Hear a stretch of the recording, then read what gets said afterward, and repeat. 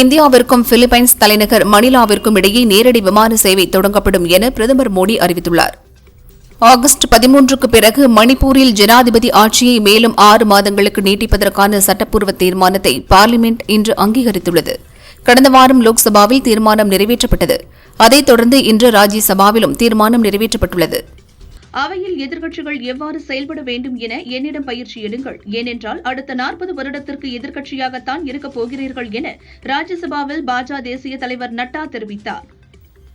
மேற்கு வெடிப்பு காரணமாக உத்தராகண்ட் மாநிலம் கீர் கங்கா ஆற்றில் ஏற்பட்ட திடீர் வெள்ளப்பெருக்கால் உத்தரகாசியில் கட்டிடங்கள் அடித்துச் செல்லப்பட்டன. இதில் 17 பேர் உயிரிழந்தனர். பலர் அடித்துச் செல்லப்பட்டனர். மேலும் உயிரிழப்புகள் அதிகரிக்கும் என அஞ்சப்படுகிறது. உத்தரகாசியில் வெள்ளத்தில் சிக்கி உயிரிழந்த மக்களுக்கு பிரதமர் மோடி இரங்கல் தெரிவித்துள்ளார். முதல்வர் புஷ்கர் தாமியுடன் பேசி அங்கு நிலவும் சூழ்நிலை குறித்து கேட்டறிந்தேன். பாதிக்கப்பட்ட மக்களின் நல்வாழ்விற்காக கடவுளை பிரார்த்திக்கிறேன் என கூறினார். மத்திய அமைச்சர் அமித்ஷா உள்துறை அமைச்சராக 2194 நாட்களை நிறைவு செய்துள்ளார். இதன் மூலம் 2193 நாட்கள் உள்துறை அமைச்சராக பதவி வகித்த பாஜக மூத்த தலைவர் எல்.கே. அத்வானியின் சாதனையை முறியடித்துள்ளார். ராகுல் எதையாவது சொல்லிக்கொண்டே இருப்பார். அடிக்கடி சிறுபிள்ளைத்தனமாக நடந்து கொள்கிறார். சுப்ரீம் கோர்ட்டே அவரை கண்டித்துள்ளது என பிரதமர் மோடி கூறினார். யார் உண்மையான இந்தியர் என்பதை சுப்ரீம் கோர்ட் முடிவு செய்ய வேண்டாம். அரசுக்கு சவால் விடும் வகையில் கேள்வி கேட்பது ராகுலின் கடமை. அதன் அடிப்படையில்தான் சீன விவகாரம் குறித்து அவர் பேசினார். அவரது கருத்து திருத்தி பேசப்படுகிறது என எம்பி பிரியங்கா கூறியுள்ளார். ரிலையன்ஸ் குழும நிறுவனங்களில் நடந்த 17,000 கோடி வங்கிக் கடன் மோசடி தொடர்பாக அக்குழும தலைவர் அனில் அம்பானி விசாரணைக்கு ஆஜராக அமலாக்கத்துறை சம்மன் அனுப்பியது. அதன்படி டெல்லியில் உள்ள அமலாக்கத்துறை அலுவலகத்தில் அனில் அம்பானி ஆஜரானார். உடல்நிலை காரணமாக தள்ளிப்போன கொளத்தூர் பயணம் நெடுநாள் பிறந்திருந்த உணர்வை தந்தது. அந்த உணர்வு நீங்கி புது வலிமையை பெற்றேன் இன்று என முதல்வர் ஸ்டாலின் கூறியுள்ளார். சென்னை தலைமைச் செயலகத்தில் வரும் 14ஆம் தேதி தமிழக அமைச்சரவைக் கூட்டம் நடைபெறவுள்ளதாக முதல்வர் ஸ்டாலின் அறிவித்துள்ளார். கூட்டத்தில் மக்கள் நலத்திட்டங்கள் உள்ளிட்ட பல்வேறு விஷயங்கள் குறித்து விவாதிக்கப்பட இருப்பதாக கூறப்படுகிறது. வாழ்க்கை போராட்டத்தை எதிர்கொண்டுள்ள மாற்றுத்திறனாளிகளுக்கு தேவையான உதவிகளையும் வேலை வாய்ப்புகளையும் அதிமுக ஆட்சி அமைத்தவுடன் செய்து கொடுக்கப்படும் என அதிமுக பொதுச் செயலாளர் பழனிசாமி கூறியுள்ளார். நிர்வாக குளறுபடிகளால் டெல்டாவின் கடைமடை பகுதிகளை வறட்சியில் தவிக்க விட்டுள்ள திமுக அரசின் அராஜக ஆட்சிக்கு கூடிய விரைவில் முடிவு கட்டுவோம் என தமிழக பாஜக தலைவர் நயினார் நாகேந்திரன் கூறியுள்ளார். கடந்த 4 ஆண்டுகளில் ஜல்ஜீவன் மிஷனின் கீழ் 4835 கோடி ரூபாய்க்கு மேல் மத்திய அரசு தமிழகத்திற்கு வழங்கியுள்ளது. ஆனால் குழாய் நீர் அணுகலனுக்காக போராடும் கிராமங்கள் இன்னும் உள்ளன. இது நிர்வாக தோல்வி மட்டுமல்ல, துரோகமும் கூட. இதுதான் தமிழகத்தின் பரிதாப நிலை என பாஜக மாநில முன்னாள் தலைவர் அண்ணாமலை குற்றம் சாட்டியுள்ளார்.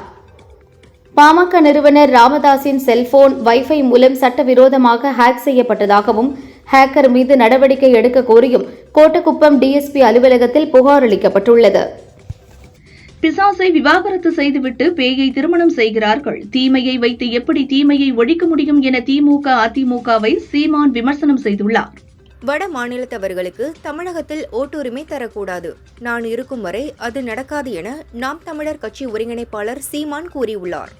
சேலம் தலைமா எலக்ட்ரானிக்ஸ் நிறுவனம் எதிர்கொண்டு வரும் சிக்கல்களுக்கு தமிழக அரசு உடனடியாக தீர்வு கண்டு 600 தொழிலாளர்களுக்கு மீண்டும் பணி வழங்க வேண்டும் என பாமக தலைவர் அன்புமணி வலியுறுத்தியுள்ளார். பாஜகவுடன் கூட்டணி சேர்ந்து அதிமுக தமிழகத்திற்கு துரோகம் செய்து வருகிறது. தமிழக மக்களை காட்டிக் கொடுக்கும் செயலில் பழனிசாமி ஈடுபட்டு வருவதாக இந்திய கம்யூனிஸ்ட் மாநில செயலாளர் முத்தரசன் கூறியுள்ளார். தேர்தல் ஆணையம் பாஜகவுக்கு ஆதரவாக செயல்படுகிறது. இது ஜனநாயக விரோதம், நாட்டுக்கு ஆபத்தானது என விசிக தலைவர் திருமாவளவன் கூறினார். பாமகவில் உள்ள சலசலப்பு விரைவில் சரியாகும் என்ற நம்பிக்கை உள்ளது. டிசம்பர் மாதம் கடைசி வாரம் பாமக பொதுக்குழு கூட்டம் நடைபெறும் என பாமக கௌரவ தலைவர் ஜி.கே. மணி தெரிவித்தார். கிருஷ்ணகிரி, திருப்பத்தூர், தருமபுரி, சேலம், ஈரோடு, தேனி, திண்டுக்கல் ஆகிய 7 மாவட்டங்களுக்கு நாளை கனமழைக்கு வாய்ப்புள்ளதாக சென்னை வானிலை மையம் தெரிவித்துள்ளது. சென்னை மாநகராட்சி பகுதிகளில் வடகிழக்கு பருவமழை தொடர்பாக மேற்கொள்ள வேண்டிய முன்னெச்சரிக்கை நடவடிக்கைகள் குறித்த ஆய்வுக் கூட்டம் துணை முதல்வர் உதயநிதி தலைமையில் நடைபெற்றது. கேரளாவின் எர்ணாகுளம், இடுக்கி, திருச்சூர், மலப்புரம் ஆகிய 4 மாவட்டங்களுக்கு நாளை அதி கனமழைக்கான ரெட் அலர்ட் விடுக்கப்பட்டுள்ளதாக இந்திய வானிலை மையம் தெரிவித்துள்ளது. அமெரிக்காவுடனான அணு ஆயுத ஒப்பந்தத்தை முறித்துக் கொள்வதாக ரஷ்யா அறிவித்துள்ளது. அணு ஆயுத ஒப்பந்தத்தின் கீழ் விதித்துக் கொண்ட சுயமான கட்டுப்பாடுகளுக்கு இனி நாங்கள் கட்டுப்பட மாட்டோம் எனவும் தெரிவித்துள்ளது. திமுக கூட்டணியில் தேமுதிகவுக்கு 9 சீட்டுகள் வழங்க ஸ்டாலின் முன்வந்துள்ளார். ஆனால் பிரேமலதா 12 சீட்டில் பிடிவாதமாக இருப்பதால் அடுத்த சந்திப்பில் பேசலாம் என கூறி ஸ்டாலின் அனுப்பியிருக்கிறார் என தேமுதிக வட்டாரங்கள் தெரிவிக்கின்றன. பீகாரிகளுக்கு எதிராக தமிழகத்தில் இண்டி கூட்டணி கட்சியினர் கொந்தளித்திருப்பது பீகாரில் அந்த கூட்டணியில் உள்ள ஆர்ஜேடி, காங்கிரஸ் கட்சிகளுக்கு கலக்கத்தை ஏற்படுத்தியுள்ளது. டெல்லியில் பிரதமர் மோடியை திமுக கூட்டணியில் உள்ள மதிமுக எம்பி துரை வைகோ சந்தித்து பேசினார். இதன் மூலம் மதிமுக நிலையில் மாற்றம் ஏற்பட்டுள்ளதோ என்ற சந்தேகத்தை ஏற்படுத்தியுள்ளது. சமூக நீதிக்கு எதிரான கட்சி திமுக. சமூக நீதி பேச திமுகவுக்கு தகுதி இல்லை. திமுக அரசை வீட்டுக்கு அனுப்ப வேண்டுமென திருப்பத்தூரில் நடந்த நிகழ்ச்சியில் பாமக தலைவர் அன்புமணி பேசினார். தமிழகத்தில் 10 மாவட்டங்களில் இன்று கனமழை பெய்ய வாய்ப்புள்ளது. கோவை, நீலகிரி மாவட்டங்களில் அதி கனமழைக்கான ரெட் அலர்ட் விடுக்கப்பட்டுள்ளதாக சென்னை வானிலை ஆய்வு மையம் தெரிவித்துள்ளது. அதி கனமழைக்கான ரெட் அலர்ட் விடுக்கப்பட்டுள்ளதால் நீலகிரி மாவட்டத்தில் உள்ள அனைத்து பள்ளிகளுக்கும் இன்று விடுமுறை அளிக்கப்பட்டுள்ளது. சுற்றுலா தலங்கள் ஒரு நாள் மூடப்படும் என்றும் அறிவிக்கப்பட்டுள்ளது. பட்டியலினத்தவர் குறித்து அவதூறாக பேசிய வழக்கில் 3 ஆண்டுகளாக தலைமறைவாக இருந்த நடிகை மீரா மிதுன் டெல்லியில் கைது செய்யப்பட்டுள்ளார். அவரை வரும் 11ஆம் தேதி ஆஜர்படுத்துமாறு சென்னை மாவட்ட கோர்ட் உத்தரவிட்டுள்ளது. திரைத்துறையில் 33 ஆண்டுகளை நிறைவு செய்த நடிகர் அஜித்குமாருக்கு அவரது மனைவி ஷாலினி வாழ்த்து தெரிவித்துள்ளார். உங்களை நினைத்தால் மிகவும் பெருமையாக உள்ளது என்றும் கூறியுள்ளார். ரஷ்யாவிடம் கச்சா எண்ணெய் வாங்கி இந்தியா அதிக லாபத்துக்கு விற்பதாக அமெரிக்க அதிபர் ட்ரம்ப் கூறியது முற்றிலும் தவறானது என சர்வதேச வர்த்தக ஆராய்ச்சி அமைப்பு கூறியுள்ளது. பார்லிமென்ட்டில் தொடர்ந்து அமளி நீடித்தால் விவாதமின்றி மசோதாக்கள் நிறைவேற்றப்படும் என பார்லிமென்ட் விவகாரத்துறை அமைச்சர் கிரண் ரிஜிஜு தெரிவித்துள்ளார். தேசிய ஜனநாயக கூட்டணியின் பார்லிமென்ட் குழு கூட்டம் பிரதமர் மோடி தலைமையில் நடக்கிறது. துணை ஜனாதிபதி வேட்பாளராக யாரை நிறுத்தலாம் என்பது குறித்து ஆலோசிக்கப்படுகிறது. தேசிய ஜனநாயக கூட்டணியின் பார்லிமெண்ட் குழு கூட்டம் பிரதமர் மோடி தலைமையில் நடந்தது. அப்போது ஆபரேஷன் சிந்தூர் வெற்றிக்காக பிரதமர் மோடிக்கு கூட்டணி கட்சி எம்பிக்கள் பாராட்டு தெரிவித்தனர். டெல்லி செங்கோட்டை வளாகத்திற்குள் நுழைய முயன்ற வங்கதேசத்தினர் 5 பேர் கைது செய்யப்பட்டனர். இது தொடர்பாக 7 போலீசார் சஸ்பெண்ட் செய்யப்பட்டுள்ளனர். பீகாரில் சிறப்பு தீவிர திருத்தத்தின் அடிப்படையில் வரைவு வாக்காளர் பட்டியல் வெளியிட்டு 4 நாட்கள் ஆகியும் இதுவரை அரசியல் கட்சியினரிடமிருந்து எந்த கருத்தும் வரவில்லை என தேர்தல் கமிஷன் கூறியுள்ளது. காவிரி நீர்பிடிப்பு பகுதிகளில் மழை குறைந்ததால் ஒகேனக்கல் காவிரி ஆற்றிற்கு நீர்வரத்து 9,500 கன அடியிலிருந்து 8,000 கன அடியாக குறைந்துள்ளது. கோவை மாவட்டத்திற்கு ரெட் அலர்ட் விடுக்கப்பட்டுள்ள நிலையில் முன்னெச்சரிக்கை நடவடிக்கையாக கோவை குற்றாலம் இன்று தற்காலிகமாக மூடப்பட்டுள்ளதாக வனத்துறை அறிவித்துள்ளது. சென்னையில் இன்று ஆபரண தங்கத்தின் விலை சவரனுக்கு 600 ரூபாய் உயர்ந்து ஒரு சவரன் 74,960 ரூபாய்க்கும் 1 கிராம் 9,370 ரூபாய்க்கும் விற்பனையாகிறது. வெள்ளி கிராமுக்கு 2 ரூபாய் உயர்ந்து 1 கிராம் 125 ரூபாய்க்கு விற்கப்படுகிறது.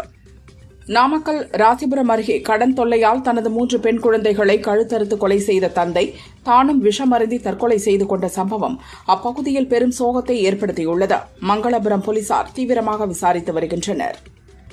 சவுதி அரேபியாவில் நேற்று ஒரே நாளில் 8 பேருக்கு மரண தண்டனை நிறைவேற்றப்பட்டது. கஞ்சா, போதைப்பொருள் கடத்தல் உள்ளிட்ட குற்றங்களுக்காக மரண தண்டனை விதிக்கப்பட்டது. திண்டுக்கல் மாவட்டம் ஒட்டன்சத்திரம் காய்கறி சந்தையில் கடந்த மாதம் கிலோ 70 ரூபாய்க்கு விற்பனையான முருங்கைக்காய் தற்பொழுது 8 ரூபாய்க்கு விற்பனையாவதால் விவசாயிகள் கவலையடைந்துள்ளனர். தென்காசி மாவட்டம் ஆலங்குளத்தில் புதிதாக கட்டப்பட்ட குடிநீர் தொட்டிக்குள் கஞ்சா பதுக்கிய ஆட்டோ டிரைவர் பிரியதர்ஷனை போலீசார் கைது செய்தனர். 4 லட்சம் ரூபாய் மதிப்பிலான 10 கிலோ கஞ்சா பறிமுதல் செய்யப்பட்டது. மதுரையைச் சேர்ந்த தங்க நகை வியாபாரி விஜயராஜா 1.5 கிலோ தங்க நகைகளுடன் காரைக்குடி சென்றார். பஸ்ஸில் இறங்கி நடந்து சென்ற இவரிடம் காரில் வந்த மர்ம நபர்கள் தங்க நகைகளை பறித்துவிட்டு தப்பிச் சென்றனர். மர்ம நபர்களை போலீசார் தேடுகின்றனர். திருச்சி மாவட்டம் கஸ்பா பொய்கைப்பட்டியில் குதிரை எடுப்பு திருவிழா வெகு விமரிசையாக நடந்தது. பக்தர்கள் சுடுமண்ணால் செய்யப்பட்ட தெய்வங்கள், குதிரை, பசு, யானை உள்ளிட்ட சிலைகளை தலையில் சுமந்து சென்று நேர்த்திக்கடன் செலுத்தினர். புதுக்கோட்டை மாவட்டம் அன்னச்சத்திரம் பகுதியைச் சேர்ந்தவர் கார்த்திகா. இவரது வீட்டின் பூட்டை உடைத்து உள்ளே புகுந்த மர்ம நபர்கள் 89 சவரன் தங்க நகை, 170 கிராம் வெள்ளி பொருட்களை கொள்ளையடித்து சென்றனர். பிலிப்பைன்ஸ் அதிபர் ஃபெர்டினாண்ட் மார்கோஸ் முதல் முறையாக இந்தியா வந்துள்ளார். அவருக்கு ஜனாதிபதி மாளிகையில் சிவப்பு கம்பள வரவேற்பு அளிக்கப்பட்டது. ஃபெர்டினாண்ட் மார்கோஸை ஜனாதிபதி திரௌபதி முர்மு, பிரதமர் மோடி வரவேற்றனர். கோவையில் நேற்றிரவு பெய்த கனமழை காரணமாக எம்ஜிஆர் மார்க்கெட்டில் மழைநீர் குளம் போல் தேங்கியது. காய்கறிகள் மழைநீரில் மூழ்கியது. இதனால் வியாபாரிகளும் பொதுமக்களும் பெரிதும் பாதிக்கப்பட்டுள்ளனர். அபுதாபியில் இருந்து கோவைக்கு விமானம் மூலம் கடத்தி வரப்பட்ட 17 லட்சம் மதிப்பிலான சிகரெட்டுகள் மற்றும் ட்ரோன்களை சுங்கத்துறை அதிகாரிகள் பறிமுதல் செய்தனர். இது தொடர்பாக ஒரு பயணிகளிடம் விசாரணை நடத்தி வருகின்றனர். கோட்டை மாரியம்மன் கோயில் திருவிழாவை முன்னிட்டு சேலம் மாவட்டத்துக்கு நாளை உள்ளூர் விடுமுறை அளிக்கப்பட்டுள்ளது. இதை ஈடு செய்யும் வகையில் ஆகஸ்ட் 23ஆம் தேதி பணிநாள் என்றும் அறிவிக்கப்பட்டுள்ளது. திருவொற்றியூர் வடிவுடையம்மன் கோவிலில் ஆதிபுரீஸ்வரர் சன்னதி அருகில் அமைந்திருக்கும் 63 நாயன்மார்களில் ஒருவரான கோட்புலி நாயனார் குரு பூஜை விமரிசையாக நடைபெற்றது. பக்தர்கள் திரளாக வந்து தரிசித்தனர். கோவை ஆர்எஸ்புரம் காமாட்சியம்மன் கோவிலில் ஆடி 3வது செவ்வாய்க்கிழமை மற்றும் மூலம் நட்சத்திரத்தை முன்னிட்டு உலக நன்மையை வேண்டி 1000 சுமங்கலிக்கு லலிதா சகஸ்கர நாமத்துடன் சுவாசினி நடைபெற்றது. ஆயிரக்கணக்கான பெண்கள் கலந்து கொண்டனர். திருவாரூர் மாவட்டம் மன்னார்குடியைச் சேர்ந்த தங்கமணி என்பவரது எலக்ட்ரிக் பைக் ஸ்டார்ட் செய்ய முயன்றபோது தானாக எரிந்து சாம்பலானது. மன்னார்குடி போலீசார் விசாரணை மேற்கொண்டு வருகின்றனர். திருவாரூர் மாவட்டம் திருநாட்டியந்தான்குடி கிராமத்தில் அமைந்துள்ள ஸ்ரீ மாணிக்கவண்ணர் கோயிலில் ஆடி கேட்டை நட்சத்திரத்தையொட்டி நடவு திருவிழா நடந்தது. தொடர்ந்து மூலவர் ஸ்ரீ மாணிக்கவண்ணர் சன்னதியிலிருந்து நெல் நாற்றங்காலை வைத்து சிறப்பு வழிபாடு நடத்தப்பட்டது. திருப்பத்தூர் மாவட்டத்தில் கடந்த சில தினங்களுக்கு முன்னர் கிணற்றில் சடலமாக மீட்கப்பட்ட தனியார் பள்ளி மாணவன் முகிலனின் உடல் பெற்றோரிடம் ஒப்படைக்கப்பட்டது. வேலூர் தொரப்பாடி பகுதியில் பல வருடங்களாக சாலை போடாததால் உள்ள 49 வார்டு மாமன்ற உறுப்பினர் லோகநாதன் தெருக்களில் அங்க பிரதேசம் செய்து நூதன முறையில் போராட்டம் நடத்தினார். அரக்கோணம் ரயில்வே ஸ்டேஷனில் அதிரடி ரோந்து நடத்திய ரயில்வே போலீசார் கஞ்சா கடத்தலில் ஈடுபட்ட வடமாநில இளைஞர்கள் 2 பேரை கைது செய்தனர். அவர்களிடமிருந்து 30 கிலோ கஞ்சாவை பறிமுதல் செய்தனர். சத்தீஸ்கர் மாநிலத்தில் கிறிஸ்தவ கன்னியாஸ்திரிகள் கைது செய்யப்பட்டதை கண்டித்து கும்பகோணத்தில் கிறிஸ்தவ அமைப்பு சார்பில் அனைத்து கட்சிகள் பங்கேற்ற கண்டன பொதுக்கூட்டம் நடைபெற்றது. தஞ்சையை அடுத்த கரந்தையில் அருள்மிகு ஸ்ரீ திரௌபதியம்மன் கோயிலில் நேற்று இரவு தீமிதி திருவிழா சிறப்பாக நடைபெற்றது. அதையடுத்து காளை புறப்பாடு, காளி படுகளம் நடந்தது. திருப்பத்தூர் மாவட்டம் ஆம்பூர் அடுத்த மின்னூர் பகுதியில் சொகுசு பஸ் சாலையில் கவிழ்ந்து விபத்துக்குள்ளானதில் 15க்கும் மேற்பட்டோர் படுகாயமடைந்தனர். ஆம்பூர் கிராமிய போலீசார் விசாரிக்கின்றனர். சொத்து விற்பனை தொடர்பாக பதிவுக்கு தாக்கலாகும் பத்திரங்களில் 20,000 ரூபாய்க்கு மேல் ரொக்க பரிமாற்றம் நடந்ததாக தெரிய வந்தால் அதை அனுமதிக்க கூடாது என சார் பதிவாளர்களுக்கு பதிவுத்துறை உத்தரவிட்டுள்ளது. பெட்ரோலில் 20% எத்தனால் கலப்பதால் கார்களில் மைலேஜ் குறைகிறது என்பது வதந்தி. இந்த குற்றச்சாட்டுகள் எல்லாம் அறிவியல் பூர்வமாக நிரூபிக்கப்படவில்லை என மத்திய அரசு தெரிவித்துள்ளது. ஓணம் பண்டிகையை முன்னிட்டு போத்தனூர் வழியாக பெங்களூரு திருவனந்தபுரம் இடையே வரும் 11ஆம் தேதி முதல் செப்டம்பர் 15ஆம் தேதி வரை சிறப்பு ரயில் இயக்கப்படும் என தெற்கு ரயில்வே அறிவித்துள்ளது. ஐஸ்வர்யாவை விவாகரத்து செய்துவிட்ட தனுஷ் அவ்வப்போது காதல் கிசுகிசுவில் சிக்குவார். இப்போது மிருனாளுடன் காதல் கிசுகிசுவில் சிக்கியுள்ளார். மிருனாளின் படக்காட்சி, அவரின் பிறந்தநாள் பார்ட்டி ஆகியவற்றில் தனுஷ் பங்கேற்றதை வைத்து இருவரும் காதலிப்பதாக பாலிவுட் மீடியாக்கள் செய்தி வெளியிட்டுள்ளனர். கன்னியாகுமரியில் 17 வயது சிறுவனிடம் பாலியல் சீண்டலில் ஈடுபட்ட கிறிஸ்தவ சபை பாதிரியார் வர்கீஸ் என்பவர் போக்சோ சட்டத்தின் கீழ் கைது செய்யப்பட்டார். தேனி மாவட்டத்தில் உள்ள சின்ன சுருளி அருவியில் வெள்ளப்பெருக்கு ஏற்பட்டுள்ளதால் சுற்றுலா பயணிகள் குளிக்க தடை விதிக்கப்பட்டது. திண்டுக்கல் மாவட்டம் வத்தலகுண்டு பகுதியில் உள்ள ஒரு கோயிலில் அன்னதானத்துக்காக தயார் செய்யப்பட்டிருந்த சூடான ரசத்தில் ஸ்ரீதரன் என்ற 2 வயது குழந்தை விழுந்தது. மதுரை தனியார் ஹாஸ்பிட்டலில் சிகிச்சை பலனின்றி ஸ்ரீதரன் பரிதாபமாக இறந்தான். +2+1 பொது தேர்வு எழுதிய மாணவர்களுக்கு ஆகஸ்ட் 7 முதல் அசல் மதிப்பெண் சான்றிதழ்கள் வழங்கப்படும். மாணவர்கள் தாங்கள் பயின்ற பள்ளிகளிலும் தனி தேர்வர்கள் தேர்வு மையங்கள் வாயிலாக பெற்றுக்கொள்ளலாம் என பள்ளிக் கல்வித்துறை அறிவித்துள்ளது. 30% ஊதிய உயர்வு கேட்டு தெலுங்கு திரைப்பட தொழிலாளர் கூட்டமைப்பு நேற்று முதல் ஸ்ட்ரைக் அறிவித்துள்ளது. இதனால் தெலுங்கு படப்பிடிப்பு பாதிக்கப்பட்டுள்ளது. இந்நிலையில் தொழிலாளர் கூட்டமைப்பில் இல்லாத வேலை தெரிந்த தனி நபர்களை வைத்து படப்பிடிப்பு நடத்துவோம் என தெலுங்கு திரைப்பட வர்த்தக சபை தெரிவித்துள்ளது. ஈழத் தமிழர்களை தவறாக சித்தரித்து காட்டிய கிங்டம் திரைப்படம் தமிழக தியேட்டர்களில் வெளியிடப்பட்டிருப்பதற்கு தடை விதிக்க வேண்டுமென மதிமுக பொதுச் செயலாளர் வைகோ வலியுறுத்தியுள்ளார். வேலூர் மாவட்டம் குடியாத்தம் அடுத்த செட்டிக்குப்பம் பகுதியில் முறையாக 100 நாள் வேலை வழங்க கோரி 50க்கும் மேற்பட்ட பெண்கள் வட்டார வளர்ச்சி அலுவலகத்தை முற்றுகையிட்டனர். திருப்பத்தூர் மாவட்டம் ஆம்பூர் சான்றோர் குப்பம் பகுதியில் தேனீக்கள் கடித்து 10க்கும் மேற்பட்டோர் படுகாயம் அடைந்தனர். இருவர் கவலைக்கிடமான நிலையில் ஆம்பூர் அரசு மருத்துவமனையில் அனுமதிக்கப்பட்டுள்ளனர். திருவாரூரில் ரிகவரி தொகை செலுத்த எதிர்ப்பு தெரிவித்து நெல் கொள்முதல் பணியாளர்கள் வேலை நிறுத்த போராட்டத்தில் ஈடுபட்டனர். இதனால் விவசாயிகளிடமிருந்து நெல் கொள்முதல் செய்யும் பணிகள் பாதிப்பு அடைந்தது. சென்னையில் நடக்கும் டாஸ்மாக் ஊழியர்களின் உண்ணாவிரத போராட்டத்திற்கு திருத்துறைப்பூண்டியிலிருந்து டாஸ்மாக் ஊழியர்கள் சென்ற வேன் அரசு வனங்காடு பகுதியில் கவிழ்ந்து விபத்துக்குள்ளானது. இதில் 17 பேர் காயமடைந்தனர். கோவையில் தனியார் பஸ்ஸில் ஏறிய பெண் பயணியை தகாத வார்த்தையால் திட்டிய கண்டக்டரை கண்டித்து கருமத்தம்பட்டியில் அதே பஸ்ஸை சிறைப்பிடித்து பொதுமக்கள் போராட்டம் நடத்தினர். போலீசார் பஸ்ஸை பறிமுதல் செய்து விசாரிக்கின்றனர். தமிழகத்தின் விலங்கான நீலகிரி வரையாடுகள் குறித்த 2வது ஒருங்கிணைந்த கணக்கெடுப்பு அறிக்கையை அமைச்சர் ராஜகண்ணப்பன் வெளியிட்டார். தமிழகத்தில் 1303 வரையாடுகள் இருப்பதாக அந்த அறிக்கையில் தெரிவிக்கப்பட்டுள்ளது. திருமலையில் ஆண்டுதோறும் நடைபெறும் பவித்ரோற்சவம் துவங்கியது. மலையப்ப சுவாமிக்கு சிறப்பு அபிஷேக ஆராதனை நடத்தப்பட்டது. கோவில் தினசரி பூஜைகளில் ஏதேனும் குறைபாடுகள், கோவிலுக்கு வரும் பக்தர்கள் அறியாமல் செய்த தவறுகளால் ஏற்பட்ட தோஷம் நீங்க இந்த பவித்ரோற்சவம் நடைபெறுகிறது. சுதந்திர தினத்தினை முன்னிட்டு வரும் 15 முதல் 17ஆம் தேதி வரை 3 நாட்களுக்கு ஊட்டி, குன்னூர் மற்றும் ஊட்டி, கேத்தி இடையே விடுமுறை ஸ்பெஷல் மலை ரயில் இயக்கப்படுவதாக ரயில்வே அதிகாரிகள் தெரிவித்துள்ளனர்.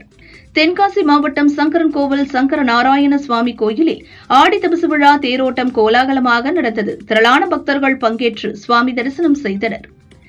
கிட்னி பாதிப்பு காரணமாக டெல்லி ராம் மனோகர் மருத்துவமனையில் சிகிச்சை பெற்று வந்த ஜம்மு காஷ்மீரின் முன்னாள் கவர்னர் சத்யபால் மாலிக் சிகிச்சை பலனின்றி காலமானார். அவருக்கு வயது 79. அவரது மறைவிற்கு அரசியல் கட்சியினர் இரங்கல் தெரிவித்து வருகின்றனர். ஈழத்தமிழர்களை இழிவுபடுத்திய கிங்டம் திரைப்படத்தை தடை செய்ய கோரி ராமநாதபுரத்தில் உள்ள தியேட்டர் முன்பு நாம் தமிழர் கட்சியினர் சாலை மறியலில் ஈடுபட்டனர். இதேபோல் திருச்சியிலும் ஆர்ப்பாட்டம் நடந்தது. டாடா குழுமத்தின் பிரிட்டனைச் சேர்ந்த ஜாகுவார் லேண்ட் ரோவர் நிறுவனத்தின் முதல் இந்திய சிஇஓவாக தமிழகத்தைச் சேர்ந்த பி பாலாஜி நியமனம் செய்யப்பட்டுள்ளார். அவர் நவம்பரில் சிஇஓவாக பதவியேற்க உள்ளார். மயிலாடுதுறை மாவட்டத்தில் பாடல் பெற்ற பழமையான மூவலூர் மார்க சகாயேஸ்வரர் கோயிலில் ருத்ரஹோமம், ருத்ர அபிஷேகம் நடந்தது. தர்மபுரம் ஆதீன மடாதிபதி உள்ளிட்ட ஏராளமான பக்தர்கள் கலந்து கொண்டு வழிபட்டனர். புதுச்சேரியில் பணி நிரந்தரம் உள்ளிட்ட கோரிக்கைகளை வலியுறுத்தி போக்குவரத்து ஊழியர்கள் தொடர் வேலைநிறுத்த போராட்டத்தில் ஈடுபட்ட நிலையில் பேச்சுவார்த்தையில் உடன்பாடு எட்டப்படாததை அடுத்து போராட்டம் வாபஸ் பெறப்பட்டது. நாமக்கல்லில் பட்டப்பகலில் நிதி நிறுவன அதிபரான அருள்தாஸ் என்பவரை 4 பேர் கொண்ட மர்ம கும்பல் அரிவாளால் வெட்டி படுகொலை செய்தது. மர்ம கும்பல் விட்டு சென்ற மினி லோடு ஆட்டோ அரிவாள்களை போலீசார் பறிமுதல் செய்து தீவிரமாக விசாரித்து வருகின்றனர். தக்லீஃப் படத்திற்கு பின் இளம் நடிகர்களை வைத்து காதல் கதையில் ஒரு படம் இயக்கப்போவதாக ஏற்கனவே மணிரத்னம் கூறியிருந்தார். இப்போது அந்த படத்தில் நாயகனாக விக்ரமகன் துருவ், நாயகியாக ருக்மணி வசந்த் நடிப்பதாக தகவல் வெளியாகியுள்ளது. அடுத்த மாதம் படம் துவங்குகிறதாம். ஜம்மு காஷ்மீரின் முன்னாள் கவர்னர் சத்யபால் மாலிக் மறைவுக்கு முதல்வர் ஸ்டாலின் இரங்கல் தெரிவித்துள்ளார். அவர் வகித்த பதவிகளை மட்டுமல்ல, அவரின் நிலைப்பாடுகளையும் வரலாறு நினைவில் வைத்திருக்கும் என தெரிவித்தார். தென் மாவட்டங்களில் சாதி மோதலை தூண்டும் விதமாக பேசிய ஷியாம் கிருஷ்ணசாமி மீது நடவடிக்கை எடுக்க கோரி தென்னிந்திய ஃபார்வர்ட் பிளாக் கட்சியினர் மாவட்ட காவல் கண்காணிப்பாளரிடம் புகார் அளித்தனர். டெல்டாவின் கடைமடை பகுதிகளில் நீர் முழுமையாக வராததால் குறுவை பயிர்கள் கருகும் நிலை ஏற்பட்டுள்ளது.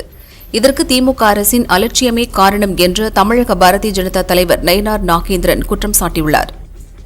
நடிகை ஹன்சிகா 2022இல் தனது தோழியை திருமணம் செய்து விவாகரத்தான சோஹைல் கத்தூரியாவை திருமணம் செய்தார். சமீப காலமாக இவர்கள் உறவில் விரிசல் ஏற்பட்ட நிலையில் கணவருடன் சேர்ந்திருந்த போட்டோ, திருமண போட்டோக்களை ஹன்சிகா இன்ஸ்டாவில் நீக்கியுள்ளார்.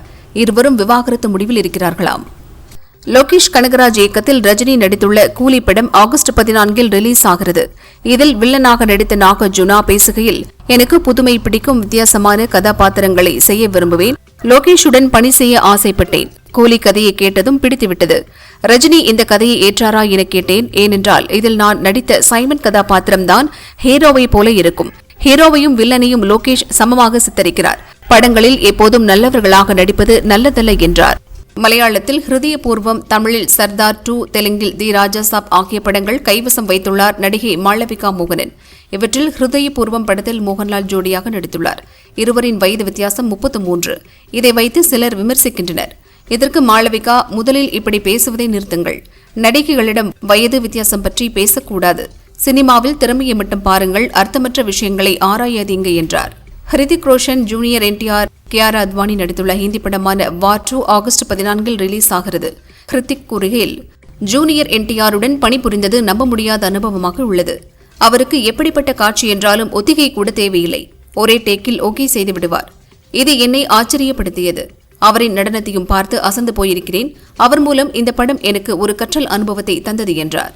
தமிழக சட்டசபையில் முன்னாள் முதல்வர் கருணாநிதி பெயரில் கடந்த ஏப்ரல் மாதம் 30ஆம் தேதி நிறைவேற்றப்பட்ட கலைஞர் பல்கலைக்கழக மசோதாவை கவர்னர் ரவி ஜனாதிபதிக்கு அனுப்பி வைத்தார். ஸ்ரீரங்கம் அரங்கநாத சுவாமி கோயிலின் உபகோயிலான திருவெள்ளரை புண்டரிகாட்ச பெருமாள் கோயிலில் ஜேஷ்டாபிஷேகம் நடைபெற்றது.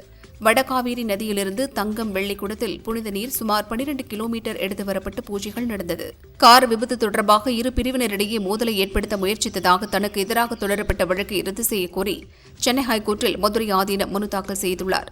கேரளத்தில் கட்டப்படவுள்ள 500 கிலோமீட்டர் கிராமப்புற சாலைகளில் வயநாடு மாவட்டத்திற்கு 20 கிலோமீட்டர் மட்டுமே ஒதுக்கப்பட்டுள்ளதாகவும் கூடுதல் கிலோமீட்டர் ஒதுக்க வேண்டும் என்றும் காங்கிரஸ் எம்பி பிரியங்கா கோரிக்கை விடுத்துள்ளார். தமிழகத்தில் சட்டம் ஒழுங்கு மிகவும் கேள்விக்குறியாக உள்ளது. சிறுமிகள் முதல் பாட்டிகள் வரை பாதுகாப்பு இல்லை. திமுகவின் ஆயுள் காலம் 7 மாதம் மட்டுமே உள்ளது என பழனிசாமி தெரிவித்தார்.